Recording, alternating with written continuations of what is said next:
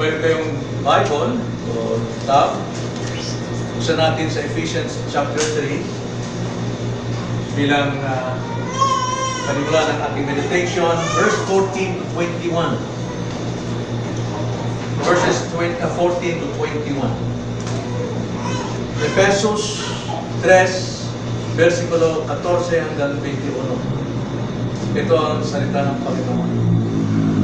Dahil dito ay niluluhod ko ang aking mga tuhod sa Ama, na sa Kanya'y pinangalan ang bawat sambayan sa langit at sa lupa upang sa inyo'y pagkaloob niya ayon sa kayamanan ng Kanyang kalwalhatian, na kayo'y palakasin ng kapangyarihan sa pamamagitan ng Kanyang Espiritu sa pagkataong loob, upang si Kristo ay manirahan sa inyong mga puso sa pamamagitan ng pananampalataya, kung paanong kayo'y nag-uugat at tumitibay sa pag-ibig. Aking dinadalangin na magkaroon kayo ng kapangyarihang matarok, kasama ng lahat ng mga banal, ang luwang, haba, taas, at lalim, at upang makilala ang pag-ibig ni Kristo na higit sa kaalaman, upang kayo'y mapuno ng lahat ng kapuspusan ng Diyos. Ngayon sa Kanya na makagawa ng higit na sagana kaysa lahat ng ating hinihingi o iniisip, ayon sa kapangyarihang gumagawa sa atin, sumakanya nawa ang palwalhatian sa Iglesia at kay Kristo Jesus sa lahat ng mga sarilahin magpakailanman. Amen.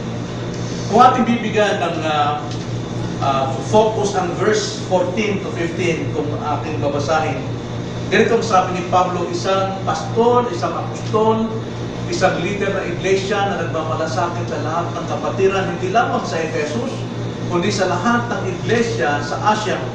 At ito ang kanyang sinabi, verse 14, dahil dito iniluluhod ko ang aking mga tuhod sa Ama, na sa Kanya'y ipinangalan ang bawat sambayan sa langit at sa lupa. Napakasarap pong marinig at malaman na mismo itong apostol Pablo na siyang nangaral sa iba't ibang iglesia ay mayroong kahilingan para sa kanila. At ito ang ating pamagat, mga kahilingan ko para sa inyo. At ang kahilingan dito ni Pablo sa mga iglesia o sa Kristiyano sa Efesus ay naglalaman ng 4 na kahilingan. Nawa ito rin ang maging kahilingan natin, hindi lamang sa ating kapwa, sa ating iglesia, kundi maging sa ating sarili, na sana makamit natin ito sa biyaya ng Panginoon. Now, ano yung 4 na kahilingan ito na sinasabi ni Pablo na naway sumaatin din? Unang-unang kahilingan ni Pablo na kanyang iniluluhod sa Panginoon para sa mga kapatiran sa Efesus, na nawa ang lakas ng Espiritu ay mapa sa kanila. Ang sabi sa verse 16, kahilingan niya upang sa inyo ipagkaloob niya ayon sa kayamanan ng Kanyang kalwalhatian, na kayo'y palakasin ng kapangyarihan sa pamamagitan ng Kanyang Espiritu sa pagkataong loob.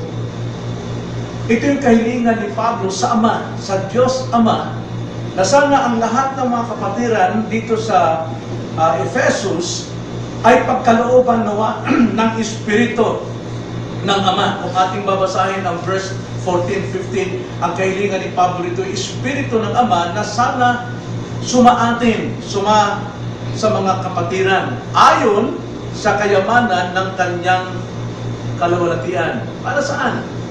Hindi para sa ganda ng buhay, hindi sa panlabas na anyo, kundi upang magkaroon sila ng kalakasan ng Espiritu sa pagkataong loob. Ang sabi riyan, sa pagkataong loob, na kayo'y palakasin ng kapangyarihan sa pamamagitan ng Kanyang Espiritu sa pagkataong loob. Ang nais ni Pablo dito na makamit ng mga Kristiyano sa iglesia sa Efesus ay magkaroon ng totoong kalakasan ng Espiritu ang pagkataong loob ng isang Kristiyano. Palakasin ng kapangyarihan ng Espiritu ang pagkataong loob. Wala sa katayuang buhay na sana makilala, bumantog, at sumagana sa material. Hindi. Hindi rin sinabi na sumagana nawa kayo, na kayo'y lumakas sa karunungan, sa kaalaman, sa kakayanan. Wala. Sa katalinuhan o maraming karanasan. kundi ang layunin dito ni Pablo na sana mapa sa mga iglesia o sa Kristiyano ay ang lakas ng Espiritu. Saan ang layunin? Bakit hiniling ni Pablo rito ang lakas ng Espiritu? At yan ikalawa, upang mapa sa inyo ang presensya ni Kristo. Ang sabi sa verse 17, upang si Kristo ay manirahan sa inyong mga puso sa pamamagitan ng pananampalataya, kung paanong kayo'y nag-uugat at tumitibay sa pag-ibig. Yun ang dalangin ni Pablo sa mga Kristiyano, na mapa sa kanila ang Espiritu o lakas ng Espiritu upang manahan si Kristo sa puso ng bawat isa. Na ang pananahan ng ating Panginoon sa ating puso ay hindi nakukuha sa husay ng tao, hindi sa katalinuhan, hindi sa karunungan, kaalaman, kundi sa pamamagitan ng pananampalataya. At yun ay sa pagtitiwala sa lakas at kapangyarihan ng banal na Espiritu. Ang sinabi nitong manatili, simple lang naman ang kahulugan talaga niyan sa original. Ibig sabihin, huwag umalis o manirahan. Manirahan.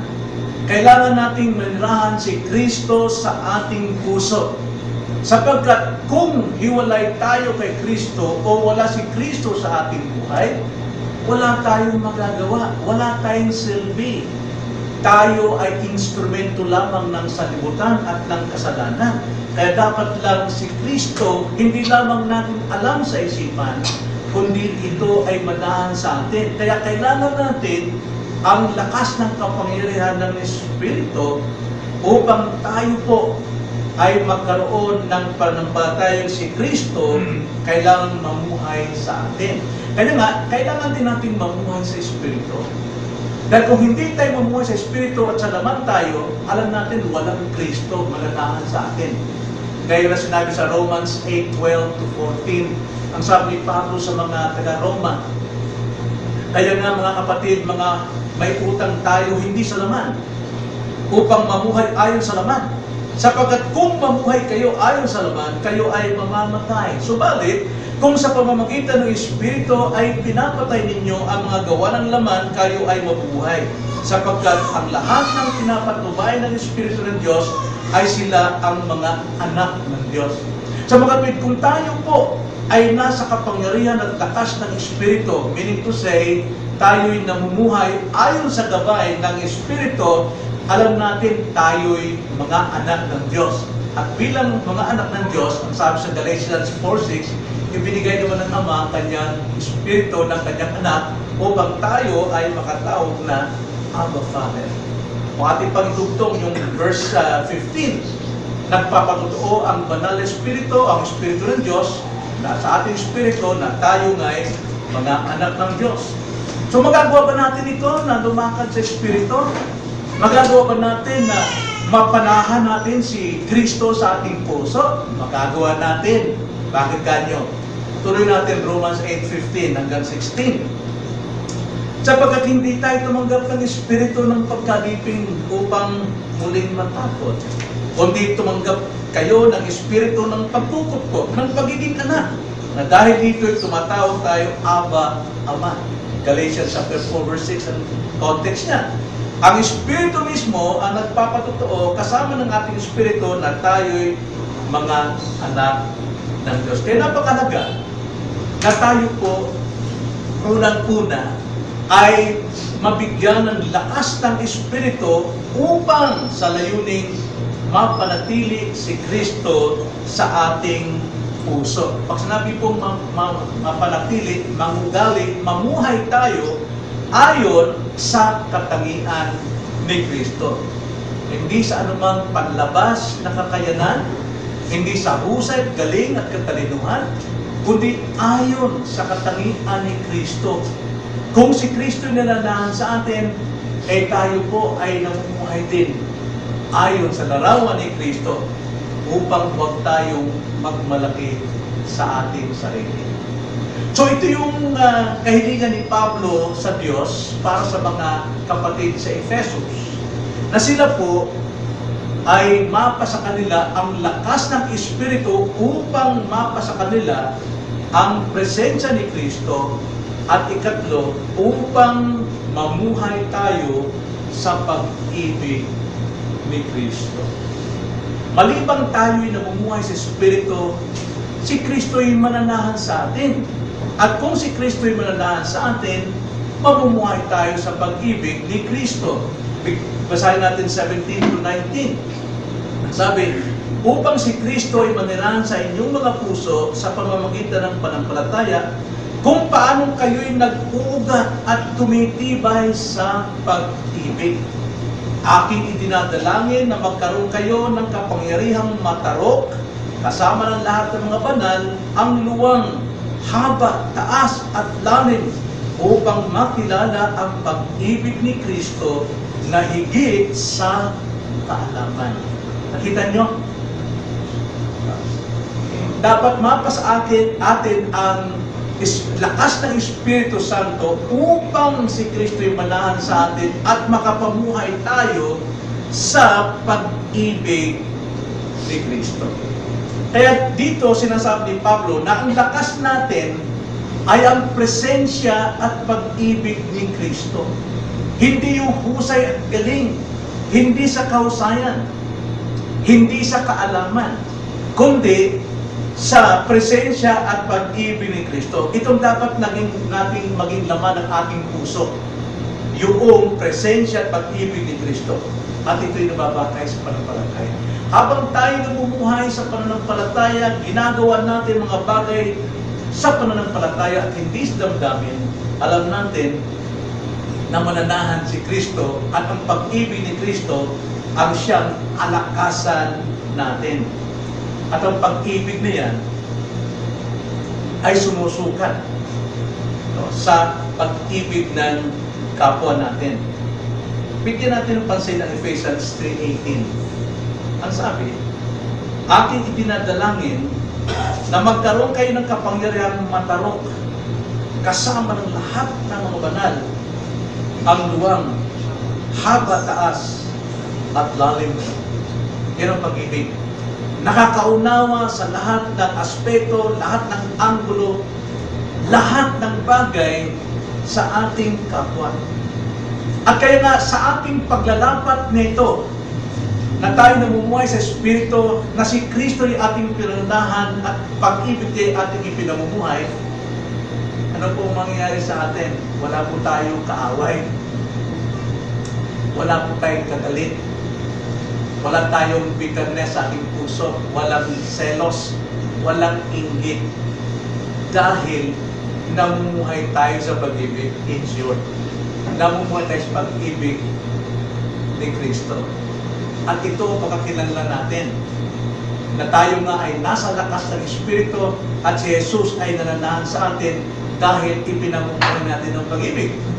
Diba? Sabi ni Jesus Christ, John 13, verse 34 to 35, ano sabi ni Jesus Christ sa kanyang halaga? Isang bagong utos ang sa inyo binibigay ko, na kayo'y magmahalan sa isa't isa. Kung paano minahal ko kayo, magmahalan din kayo sa isa't isa, sapagkat sa pamamagitan nito ay makikilala ng lahat ng mga tao na kayo ay aking mga alagad. Kung kayo'y may pag-ibig sa isa't isa. Na walang ibang nakakaarok, walang nakakaunawa, sa haba, luwang ng kalagayan ng sanlibutan at ng buhay ng tao, maliban kung manatili sa atin at mamuhay tayo sa pag-ibig ni Kristo. Napakalaga dito, na sana sa ating dalangin din sa ating kapwa, maging sa ating mga anak, na sana mapa sa kanila ang lakas ng Espiritu Santo nang sa ganun manahan si Kristo at mamuhay sila sa pag-ibig ni Kristo. Nang sa ganun, pangapat, mapapasa atin ang kapuspusan ng Diyos. Verse 19.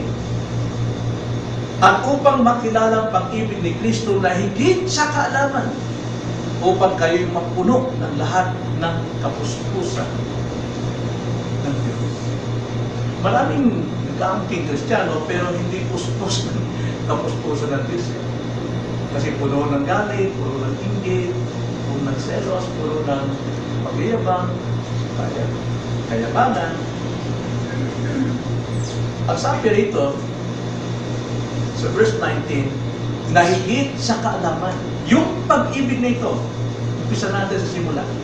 Ang lakas ng Espiritu na ating ngayong ipinamumuhay, nananaan si Kristo sa ating puso at tayo namumuhay sa pag-ibig. At ang pag-ibig na yon, higit pa sa lahat ng kaalaman. Higit pa sa anong katalinuhan ng tao. Hindi nangangahulugan kailangan mataas ang edukasyon mo, mataas ang spiritualidad mo, para ikaw ay makilalang kay Kristo dahil namumuhay sa pag-ibig, kahit wala kang pinag-aralan, kung taglay mo ang pag-ibig ni Kristo, higit pa sa kaalaman ang tinataglay mo. Ang kapuspusan ng Diyos ay nasa iyo. Kaya nga, kung tayo mayroong pag-ibig, mga kapatid, kung natin ipahiran yung galing natin, sa husay natin, sa kaalaman, no?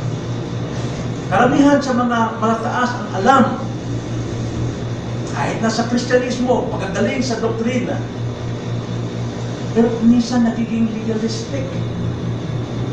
Nagiging legalismo, pinaiilo na yung kaalaman. Nangyari sa akin ito. Naranasan ko ito. Doon sa aming pinanggalingan. Kailangan doktrina, kailangan pareho tayo ng doktrina, dahil kung hindi ka may tuturing na aking kapatid. Yun ang sinasabi nila.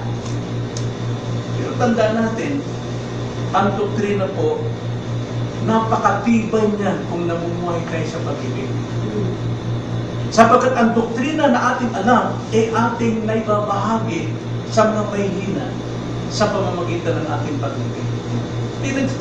Ang sabi sa 1 Corinthians chapter 8, verse 1. Ang context dito ay tungkol sa Christian liberty.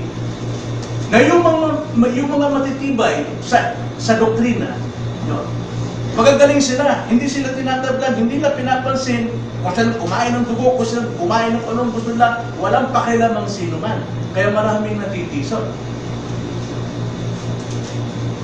Kaya anong sabi ni Pablo rito, ngayon tungkol sa mga pagkain inihain sa mga Diyos-Diyosan, alalaman natin na tayong lahat ay may kaalaman. Lahat tayo may alam. Walang koneksyon sa ating panampalataya. Pero, ang kaalaman ay nagpapalaki ng ulo. Ngunit ang pag-ibig ay nagpapatibay. Kung mayroong natitisod sa iyo, kung sobra kang pagkaligalismo sa iyong aral, na para bang hindi ka na tumatanggap ng payo, hindi ka na tumatanggap ng aral sa preaching, dahil meron kang nakatago na riyan, nakaalaman, na kung hindi maabot ng preacher, yung standard na pinanghawakan mo, hindi ka magtitiwala, hindi ka makikinig kung anong payo. That is kayabangan. Knowledge pops up, but love edifies. Love edifies. Kaya nga, mamugali tayo sa higit sa kaalaman, and that is love. Mamuhay tayo sa pag-uunawa. Sabi nga sa 1 Peter chapter 4, verse 18, love covers all sins. Pero hindi ito bulag na pag-ibig na kinukonsinti ang kasalanan. Ibig sabihin, kahit mahina ka sa doktrina, kahit ikaw'y maraming pagkakamali sa akin dahil wala kang alam tungkol pa sa doktrina, tinatanggap kita, tinatakpan ko yan, ikaw ay aking kapatid.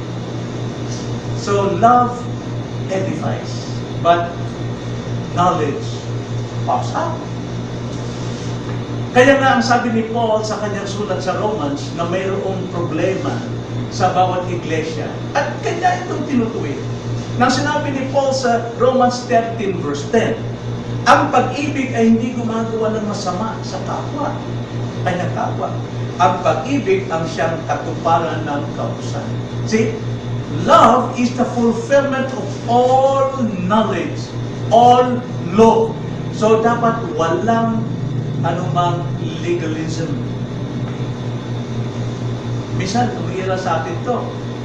Pagkababa ang unawa ng isang tao, Ayaw natin tanggapin yung kanyang sinabi, payo, dahil mas mataas yung alam mo.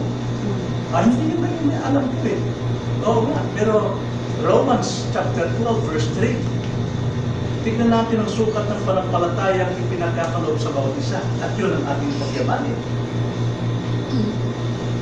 Ito yung nangyayari. Ito yung nangyayari mismo sa ating mga kapatid na hindi na makatanggap kung naaral nila tayo nag-iiba ng doktrina. Huwag tayong maging modernong Pharisees, mga self-righteous. Legalism yan.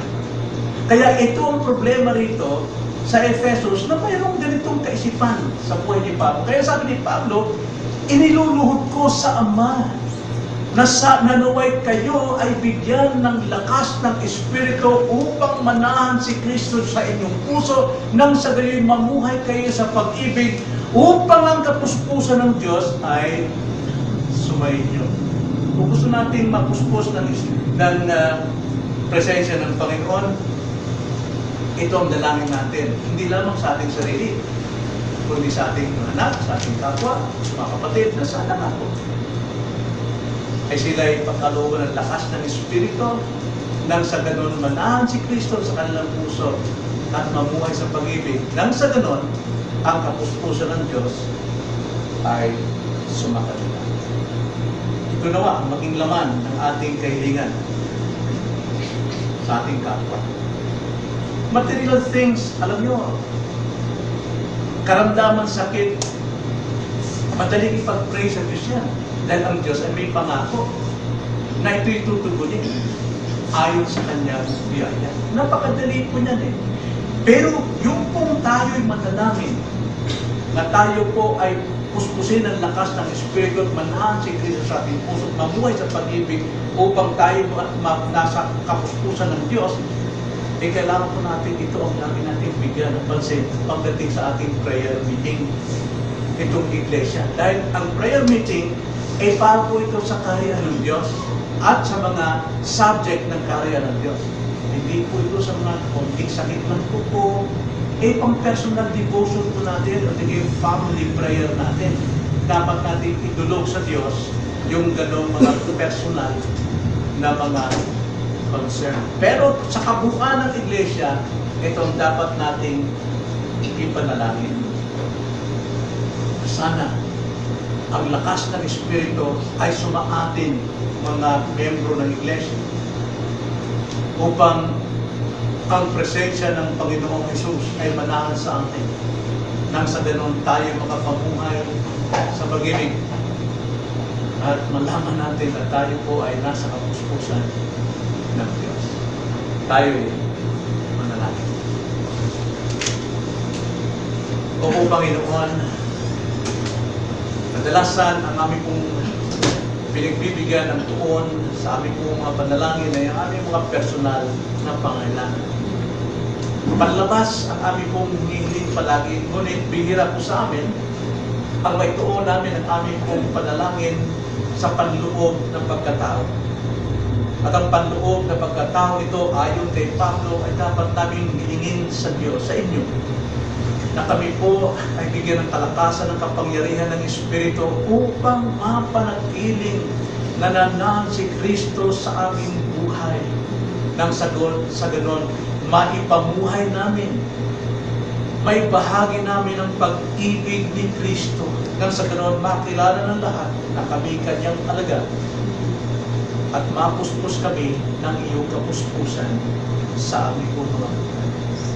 Ang lahat ng ito ay sa dalangin namin sa tanging pangalan ng aming Panginoon Kristo.